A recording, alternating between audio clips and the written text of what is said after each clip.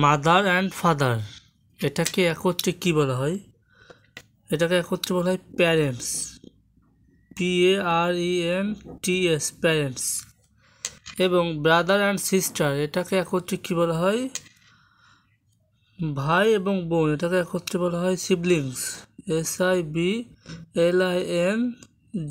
Siblings.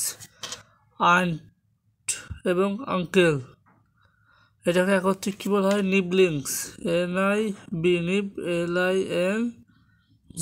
নিবলিংস। Wife এবং husband এটাকে একত্রে কী বলা হয়? এটাকে একত্রে বলা হয় স্পাউস, SPOUES, স্পাউস। আবার বলি SPOUES, স্পাউস। কেটে দিয়ে আবার লিখি SPOUSES, spouses, SPOUSES, spouses.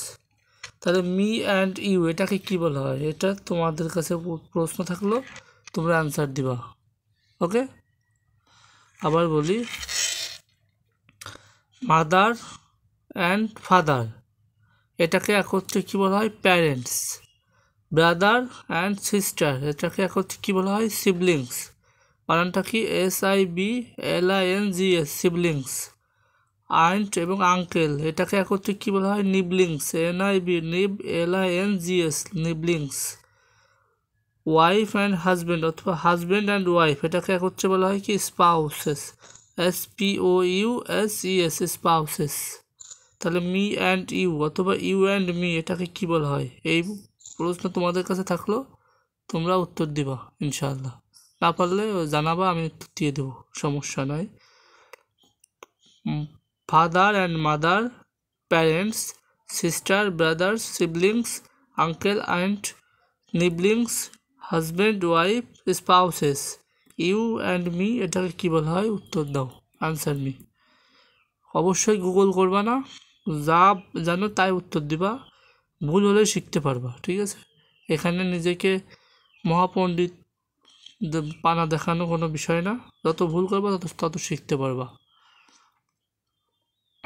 So এরপরে ধারাবাহিকভাবে ভিডিও আসতে থাকবে বিভিন্ন টিপস অ্যান্ড ট্রিক্স নিয়ে। আমার সাথেই থাকো, ফলো দিয়ে শেয়ার দিয়ে থাকো, এখন থেকে নিয়মিত আপডেট পাবা ইনশাআল্লাহ। তাহলে অ্যান্সারটা দিতে থাকো, আমি অন্য কোনো টিউটোরিয়াল নিয়ে আবার আসি, ঠিক আছে? Mother, father, parents, brother, sister, siblings, aunt, uncle, niblings, me, you. উত্তর দিবা তোমরা, drop your answer. Wife, husband, spouses বানানটা কাটাকাটি হয়ে গেল, কেমন যেন হয়ে গেল, আমি বলে দিই SPOUSES, স্পাউসেস, স্পাউস এক কথায়, ঠিক আছে? আল্লাহ হাফিজ, আসসালামু আলাইকুম ওয়া রাহমাতুল্লাহি ওয়া বারাকাতুহু।